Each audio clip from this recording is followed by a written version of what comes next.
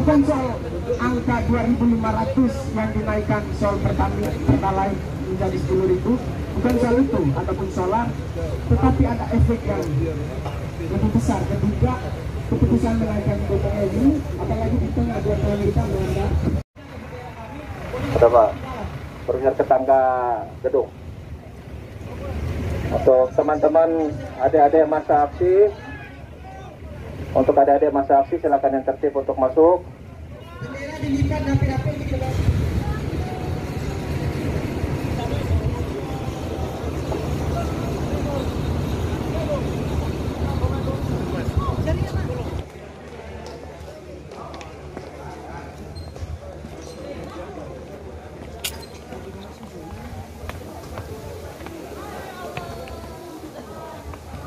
Kami Aliansi Cipayung Kota Kupang ini berharap bahwa ada satu komitmen secara bersama yang dibangun oleh Dewan Perwakilan Rakyat Daerah Provinsi Nusa Tenggara Timur bersama dengan teman-teman Cipayung Kota Kupang untuk sama-sama kita bersatu suara, untuk sama-sama kita memikirkan jeritan tangisan hati nurani rakyat Nusa Tenggara Timur, untuk kita sama-sama berkomitmen menolak kenaikan BBM bersubsidi agar problem-problem ekonomi, problem-problem kemiskinan di Nusa Tenggara Timur, dan problem-problem stunting di Nusa Tenggara Timur itu bisa terselesaikan. Dan atas nama Lembaga DPRD Provinsi Nusa Tenggara Timur, kami menerima rekomendasi Aliansi Cipayung Kota Kupang untuk diperjuangkan sebagaimana mestinya.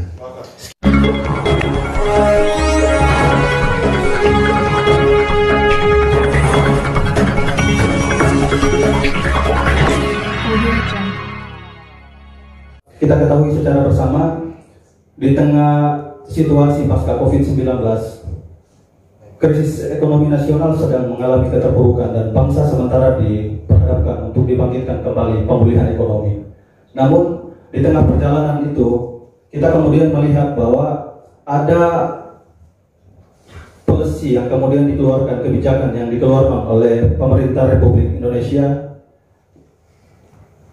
menaikkan harga BBM bersubsidi di tengah situasi krisis yang kemudian kita alami hari ini. Dan kami sudah berkoordinasi dengan teman-teman di hampir seluruh Indonesia, teman-teman Cipayung di seluruh Indonesia, bahwa di beberapa tempat itu ada DPRD provinsi baik maupun kota yang bersama-sama dengan teman-teman mahasiswa Cipayung untuk satu suara menolak terkait dengan kenaikan BBM bersubsidi. Sehingga rekomendasi itu yang nanti akan diberikan kepada DPR RI untuk membicarakan terkait apa-apa yang kemudian harus dibahas selanjutnya. Dan kami berharap bahwa pertemuan kita pada kesempatan kali ini bisa menemukan satu benang merah, titik solusi di mana kami masih merasa di dalam relung hati dan nurani bapak-bapak ibu-ibu yang duduk di DPRD Provinsi Nusa Tenggara Timur masih punya nurani untuk sama-sama bersama dengan kami, bersama dengan suara tangisan masyarakat Nusa Tenggara Timur, bersama dengan suara tangisan serta problem ekonomi yang terjadi di Nusa Tenggara Timur. Kita ketahui bahwa Provinsi Nusa Tenggara Timur adalah provinsi termiskin ketiga dari belakang. Artinya persoalan pendidikan dan ekonomi juga menjadi satu indikator yang menentukan itu. Jika kenaikan BBM bersubsidi ini naik dan menimpa Provinsi Nusa Tenggara Timur, bagaimana kita kemudian keluar dari jeratan ini? Apalagi angka stunting di Nusa Tenggara Timur masih tinggi. Nah, problem ekonomi ini tidak hanya di daerah kabupaten kota, itu juga sudah dirasakan. Dan kami berharap, kami Aliansi Cipayung Kota Kupang ini berharap bahwa ada satu komitmen secara bersama yang dibangun oleh Dewan Perwakilan Rakyat Daerah Provinsi Nusa Tenggara Timur bersama dengan teman-teman Cipayung Kota Kupang untuk sama-sama kita bersatu suara, untuk sama-sama kita memikirkan jeritan tangisan hati nurani rakyat Nusa Tenggara Timur, untuk kita sama-sama berkomitmen menolak kenaikan BBM bersubsidi agar problem-problem ekonomi, problem-problem kemiskinan di Nusa Tenggara Timur, dan problem-problem stunting di Nusa Tenggara Timur itu bisa terselesaikan jika ini kemudian tidak untuk dinaikkan. Dan yang berikut, ada problem yang kemudian membuat kami juga merasa bahwa harus ada tindakan dari DPRD nanti diambil oleh komisi berapa untuk menindaklanjuti salah satu oknum Polda Nusa Tenggara Timur APH yang kemudian terlibat di dalam mafia minyak yang ada di Kota Saburai Jua. Nanti mungkin dia bisa dipanggil rapat bersama dengan Polda Nusa Tenggara Timur DPRD untuk bisa menanyakan terkait dengan itu. Karena jujur kami sudah lapor ke Kapolri untuk menindaklanjuti itu. Karena begini, aparat penegak hukum yang seharusnya yang kita inginkan menjadi institusi yang bersih, yang mengayomi masyarakat, namun terlibat di dalam hal-hal yang kemudian tidak kita inginkan. Nah, kami masyarakat dan juga mahasiswa yang ada di Kota Kupang, tergabung dalam aliansi Cipayung Kota Kupang, itu turut untuk bersama-sama memperjuangkan hak rakyat, dan kami minta komitmen bersama dari DPRD Provinsi Nusa Tenggara Timur bersama dengan teman-teman aliansi Cipayung Kota Kupang untuk sama-sama kita menolak dengan tegas kenaikan BBM bersubsidi, karena itu tidak pro terhadap rakyat. Baik, selamat siang untuk kita semua. Assalamualaikum warahmatullahi wabarakatuh. Salam damai sejahtera sampai untuk kita semua. Yang saya hormati Bapak Ketua Komisi 3 DPR Provinsi bersama dengan semua rekan-rekan DPR Komisi 3 pada kesempatan siang hari ini. Izin juga untuk para ketua-ketua umum Cipayung cabang Kupang, rekan-rekan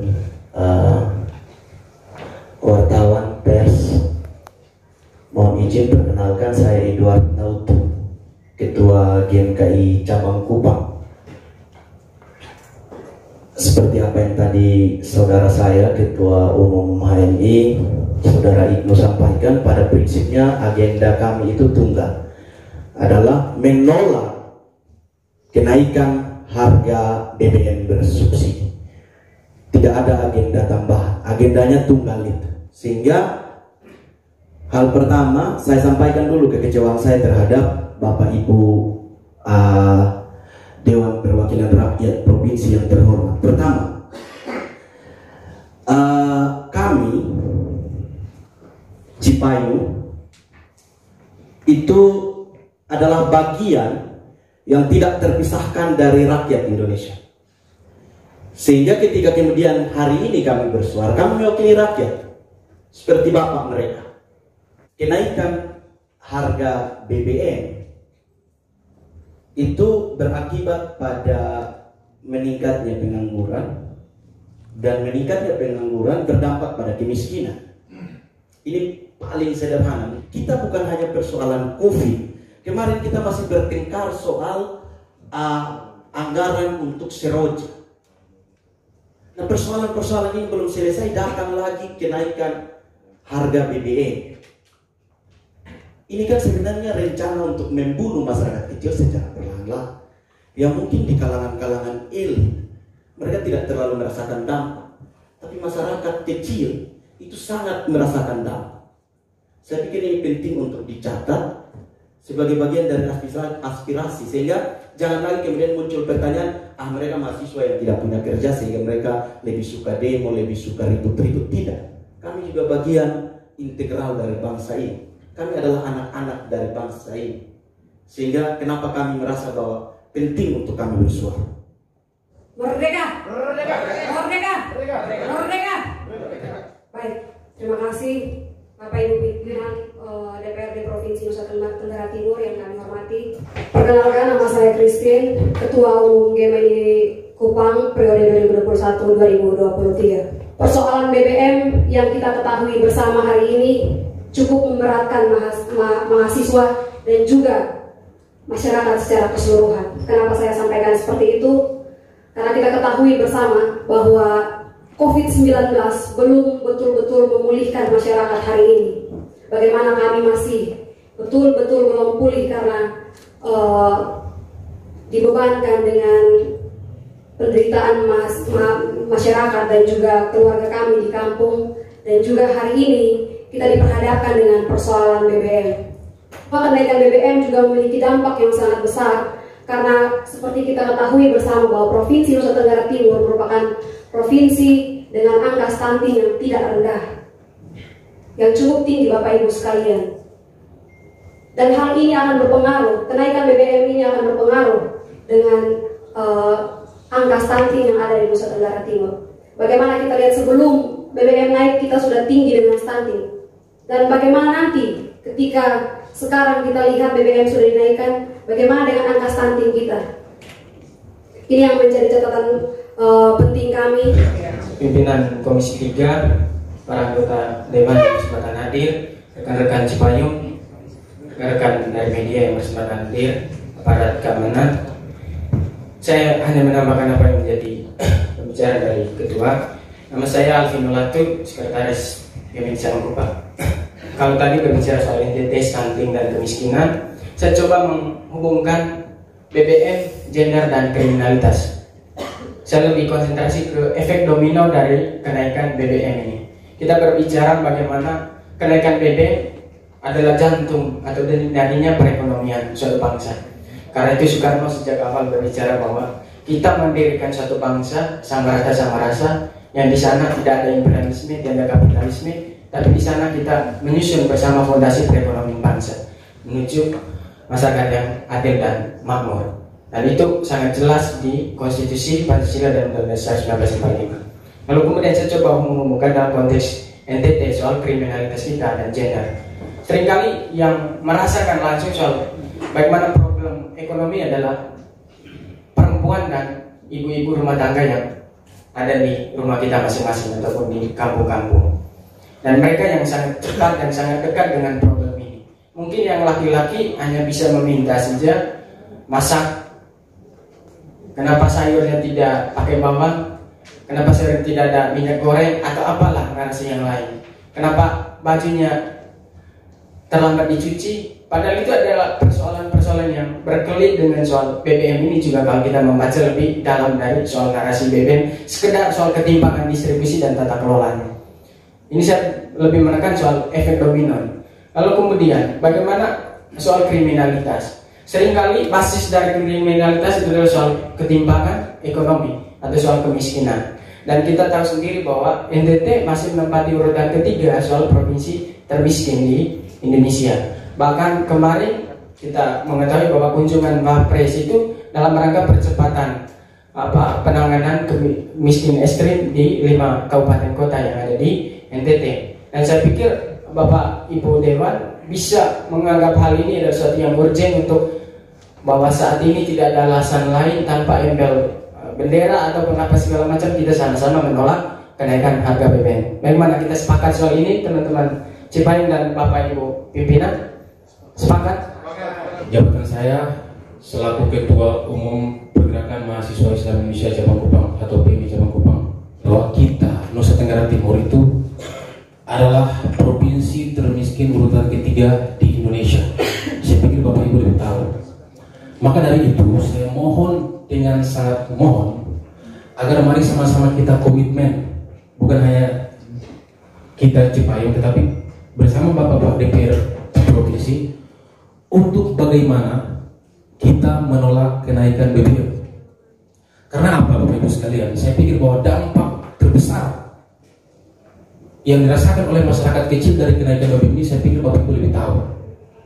Maka dari itu saya mohon marilah sama-sama kita berkomitmen untuk menolak kenaikan harga BBM yang telah diputuskan oleh pemerintah.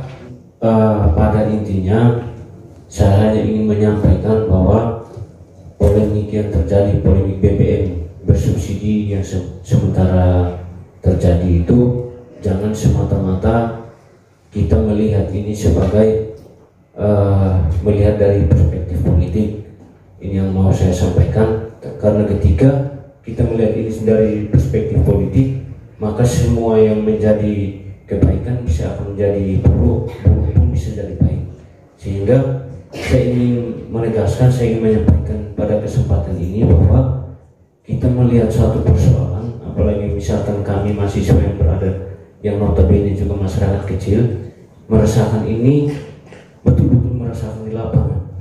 Sehingga kami berbicara, kami mau bertemu dengan para pimpinan DPR, wakil-wakil kami itu memang apa yang betul-betul kami alami, sehingga sampai penyampaian ini dari hati nurani bahwa dengan BBM, kenaikan BBM yang penyebarannya yaitu paling kurang berdampak pada perekonomian masyarakat, menimbulkan banyak pengangguran dan sebagainya. Itu bagian dari dampak ketika kenaikan BBM. Hal yang berikut tadi juga disentil sedikit terkait dengan ada aparat keamanan. Dan secara terbuka kami harus sampaikan bahwa koordinasi untuk kepolisian itu koordinasi vertikal. Kalau lembaga, kami dengan dinas-dinas. Tetapi kami mengucapkan terima kasih banyak atas informasi ini. Tentu kami akan juga bisa berkoordinasi komunikasi dengan pimpinan Forkompimda, dalam hal ini kepolisian, dalam hal ini juga Bapak Kapolda, terkait dengan apa yang adik-adik menyampaikan bahwa ada dugaan seperti itu. Kan begitu. Ya? Jadi yang jelas kalau misalnya mitra kami yang sejajar, dalam hal ini misalnya Dinas Infokom, Pertanian, Kehutanan, tentu kami pasti menggunakan kewenangan kami di DPR untuk memanggil dan berkomunikasi bahwa ada dugaan ini, tentu kami sikapi di sini. Lalu tadi juga adik-adik ada menyampaikan bahwa meminta komisi yang berwenang untuk paling kurang menyikapi. Setelah adik-adik menyampaikan aspirasi seperti ini, tentu kami secara kelembagaan tidak bisa putuskan secara sendiri.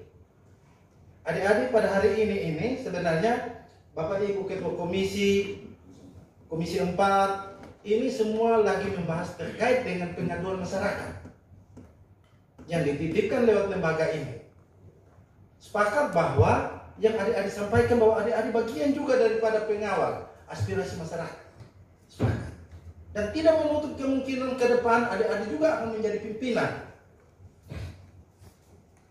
Idealisme yang adik-adik bawa ini merupakan cermin daripada keberpihakan adik-adik terhadap masyarakat. Dan itu luar biasa. Saya ingin sampaikan sebagai anggota DPR Dapil Kota Kupang, tentunya Bapak Ibu yang lain, kami juga sudah memahami apa yang masyarakat kota, masyarakat NTT merasakan dengan kenaikan BBM bersubsidi. Ini kenaikannya khusus bersubsidi saja. Jadi bukan kenaikan secara keseluruhan, tapi BBM bersubsidi. Itu dulu. Ya, jadi solar dan pertalite. Ya. Yang selama ini dikonsumsi lebih banyak orang-orang kaya. 30% orang miskin, 70% orang kaya. Sebagai mahasiswa intelektual, coba saya omongin 70% orang kaya, 30% orang miskin. Terus kita berdiri di mana? Untuk mencapai keadilan itu, pemerintah naikkan 2 jenis BBM bersubsidi. Kita mulai dari situ. Tentunya dampaknya kepada kita. Dewan ini tidak tutup mata. Kami 1 minggu ini di lapangan ini untuk persoalan ini. Terus lagi sebagai mahasiswa, tahun lalu pemerintah subsidinya 150 triliun. 2023 APBN harus 560 triliun. Naiknya cukup tinggi. Yang itu kalau tidak dinaikkan maka lebih banyak orang kaya yang dimati. Coba adik-adik silakan kasih masuk aspirasi. Kami lanjutkan ke pemerintah pusat. Kami juga punya dewan yang mewakili rakyat. Adik-adik mewakili mahasiswa. Oleh karena itu, kalau hari ini untuk dipaksa harus tanda tangan bersama untuk menyetujui ditolak. Kami juga punya organisasi. Kami bicara dengan kami punya organisasi dari 34 provinsi ini. Mana yang tolak, provinsi mana yang tolak, mana yang tolak. Kalau lebih banyak ya kita tantang. Nah, bukan kami ini sudah tadi baru kami bahas 9 miliar lebih untuk rakyat yang terkena dampak ini. Tadi baru selesai kami bahas sebelum adik-adik datang. Saya sebagai pimpinan Komisi 3, saya bilang tolong by name, by address, jangan sampai keliru. Jadi adik-adik tidak bisa paksa Dewan untuk ikut tanda tangan. Silakan itu tanda tangan yang kesepakatan 5 pimpinan Cipayung itu serahkan ke kami. Kami akan lanjutkan ke pusat. Kami juga akan bikin dalam bentuk asosiasi Dewan Provinsi se-Indonesia. Kami punya anggaran dasar. Ya tidak semudah itu. Kami lakukan itu. Jadi kami juga memahami. Adik-adik tidak turun ke masyarakat kok. Hanya lihat-lihat begitu aja. Tidak, saya ngomong ini. Pak Dewan Kilowatan, meskipun Anda ketua komisi, ya sebentar. Adik-adik, sebentar. Saya memahami mekanisme. Tolong di jangan gitu. Bahasa bahwa adik-adik tidak turun ke lapangan. Ketua komisi sudah keliru. Loh, gimana? Saya tanyakan Anda jangan gitu. Klarifikasi. Ketua komisi klarifikasi bahasa. Klarifikasi. Ini klarifikasi. Ayo. Saya baru turun, baru pulang 2 hari lalu. Iya, persoalan BBM hari ini, ya. Sebentar. Jangan. Jadi adik. Kita jelaskan. Kita silakan dari Adik. Mohon maaf. Gini. Kehadiran adik-adik di sini mewakili juga bagian daripada masyarakat. Kami juga di sini punya kepentingan untuk bagaimana memperjuangkan apa yang menjadi harapan dari masyarakat. Saya berharap sungguh jangan sampai pertemuan kita yang tadi sudah disampaikan oleh adik-adik sendiri bahwa pertemuan kita ini pertemuan kekeluargaan, jangan sampai terjadi gaduh. Ya. Sekali lagi, jika ada hal yang ini, ya, kita penyampaikan secara baik. Saya pikir adik-adik yang datang ini adalah orang-orang hebat. Tadi saya sampaikan calon-calon pemimpin. Nah, bahwa betul mungkin kami juga dalam keterbatasan kecapaian. Ya, kalau ada kalimat atau apa, mohon maaf. Tetapi jangan sampai menimbulkan kegaduhan. Ya? Jadi ada yang mau bicara, mari kita menggunakan mekanisme yang ada seperti di organisasi kemahasiswaan, supaya kita sama satu arah. Baik, terima kasih. Untuk membicarakan agar rekomendasi-rekomendasi ini bisa diberikan. Kalaupun memang Bapak Ketua Komisi 3 merasa bahwa kajian kami kurang, kami buka untuk kita debat terbuka. Kapanpun waktu Bapak untuk siap untuk kita bicarakan tentang problematika pro atau kontra kenaikan BBM, kami selalu siap kapan. Jadi baik. Artinya saya tidak melayani apa yang menjadi yang disampaikan oleh adik-adik, karena agenda kita tadi kita harus kembali kepada substansi kehadiran adik-adik. Jadi kalau ada pun dinamika yang berkembang, kita harus mengarah kepada substansi. Ya, jangan kita melebar dulu. Bahwa ada rasa ketidakpuasan itu kan hal yang biasa. Mari kita duduk secara bersama, kita mencari solusi. Ya, dan saya silakan Bapak Yonas untuk. Ya, terakhir saya kira itu pernyataan serahkan aja ke Dewan supaya kita tindak lanjut ke tingkat lebih tinggi. Selesai. Dengan kami punya jalur sendiri karena kami punya asosiasi Dewan Provinsi NTT. Kalau seluruh sepakat tolak, ya kita tolak. Kalau tidak bilang tidak tolak, ya kita ikut asosiasi kami. Ya itu. Jadi tapi ya, masih klarifikasi. Saya masih interupsi bicara. klarifikasi. Ya, saya masih bicara. Interupsi of information. Ya. Oke, baik Pak. Baik, saya pikir begini Bapak. Mungkin logika yang dibangun itu agak keliru karena begini. Setiap DPRD di tingkat provinsi itu mengambil aspirasi dari masyarakat yang ada di kota provinsi, sehingga keterlibatan nanti di dalam forum yang kemudian Bapak sampaikan itu menyerap seluruh aspirasi dari setiap provinsi. Nah, kalaupun NTT merasa bahwa kalau provinsi lain menolak, terus NTT juga menolak. Kalau provinsi lain ada dominasinya menerima, maka NTT juga menerima. Nah, di mana letak posisi independensi DPRD Provinsi Nusa Tenggara Timur pada wilayah itu? Itu yang kemudian coba. Jadi oleh karena itu, yang tadi bila mau serahkan ke kita juga itu. Begitu. Bukan suruh kita tanda tangan, paksa tanda tangan di. Ya, ini apa? Silakan kita punya jalur sendiri. Jadi baik, Bapak Yonas, terima kasih atas penjelasannya. Terima kasih adik-adik. Saya berikan kesempatan kepada Bapak Victor Marwato. Terima kasih. Selamat siang untuk kita semua. Ya. Yang saya hormati adik-adik mahasiswa, ini ada 5 organisasi. Ini teman-teman ini kan punya Indonesia semua. HMI itu terakhirnya Indonesia, dan semua punya organisasi ada di pusat. Aspirasi ini bisa dijalan ke DPR boleh, tapi adik-adik tolong melanjutkan juga ke organisasi pusat Anda di mana? Di Jakarta. Kan ada PMKRI, ini kan pakai Indonesia semua ya. Ini bukan pakai Nusa Tenggara Timur, pakai Indonesia. Nah, jadi tidak boleh pakai logika terbalik.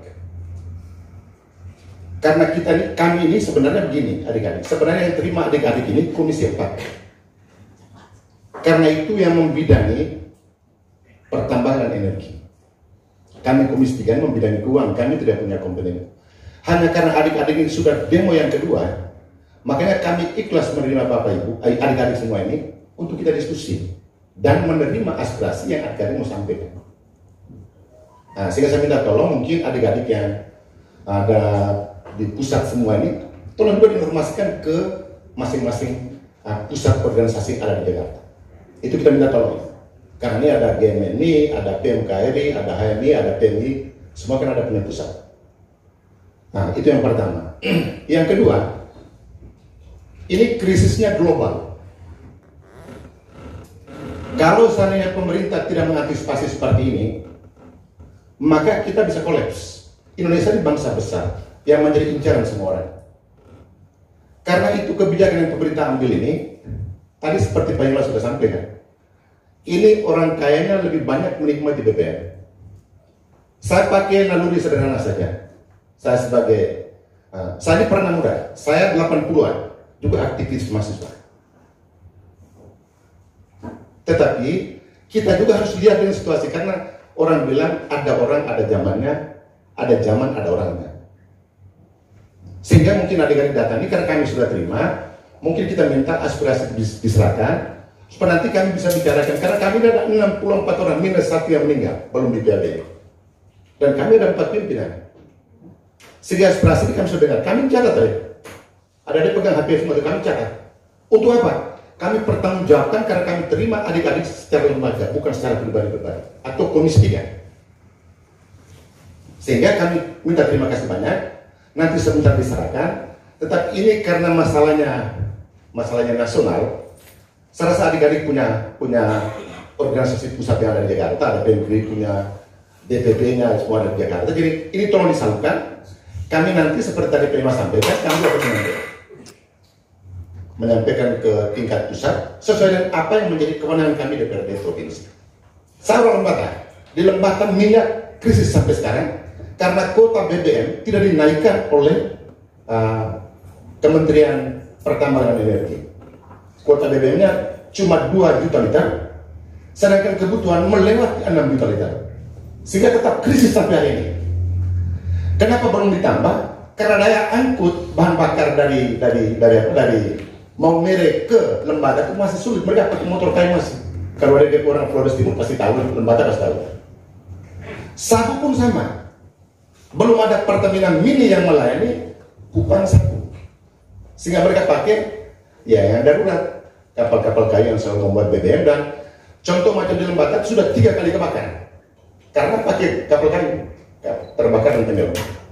Jadi situasi masing-masing beda, sehingga kita minta tolong adik-adik sudah menyampaikan aspirasi secara baik. Jadi nanti sebentar yang tertulis diserahkan untuk kami bisa teruskan secara lembaga, karena ini Pak Alo sebagai Wakil Ketua DPRD Provinsi akan menyampaikan dan kami rapat di tingkat DPRD untuk menyikapi surat adik-adik dan juga sikap DPR Provinsi. Jadi tidak berarti tidak diakomodir, tidaklah. Kita akomodir, adik-adik punya pendapat. Saya minta tolong di masing-masing adik-adik yang punya pusatnya itu disampaikan juga, sehingga ini baru kita tidak tersesat. Ini kan kita datang sini, adik-adik datang, tapi juga cuma setengah saja di DPR provinsi. Masih ada DPR RI. Jadi mesti teman-teman HMI pusat harus datang ke DPR RI, harus datang ke presiden dan seterusnya. Seperti itu kira-kira. Kenaikan harga BBM bersubsidi ini pasti akan memperburuk kondisi ekonomi masyarakat, terutama masyarakat kelas menengah ke bawah dan pelaku usaha mikro kecil menengah. Hal ini karena kenaikan harga BBM bersubsidi memiliki efek yang secara langsung pada kehidupan keseharian masyarakat, seperti naiknya barang kebutuhan masyarakat, turunnya daya beli masyarakat, dan meningkatnya angka kemiskinan. Aliansi Cipayung menilai kebijakan pemerintah menaikkan harga BBM subsidi merupakan keputusan yang tidak tepat karena hanya akan mengorbankan kesejahteraan masyarakat secara umum. Oleh karena itu, merespon persoalan kenaikan harga BBM bersubsidi, Aliansi Cipayung Kota Kupang menyatakan sikap sebagai berikut. 1. Mendesak pemerintah untuk mencabut kembali kebijakan kenaikan harga BBM bersubsidi. Pemerintah harus segera menganulir kebijakan kenaikan BBM bersubsidi walau dengan dalih memberikan bantuan langsung tunai. Solusi ini tidak menjawab kondisi harga barang pokok yang akan dirasakan oleh masyarakat di lapisan bawah. Yang kedua, mendorong pemerintah pusat dan daerah berkoordinasi dengan pihak terkait untuk melakukan pengawasan terhadap peredaran BBM bersubsidi. Mengetahui Aliansi Cipayung Kota Kupang, Edward Nautu Ketua GMKI, Ibnu Haji MK Togan Ketua HMI, Muklis A. Umbu Ketua PMII, Christine B. Banasi Ketua GMI, Marianus Humau Ketua PMKRI. Terima kasih. Dan atas nama Lembaga DPRD Provinsi Nusa Tenggara Timur, kami menerima rekomendasi Aliansi Cipayung Kota Kupang untuk diperjuangkan sebagaimana mestinya. Sekian dan terima kasih. Selamat siang. Assalamualaikum warahmatullahi wabarakatuh. Salam, salve, om swastiastu, namo buddhaya, salam kebajikan. Selamat siang.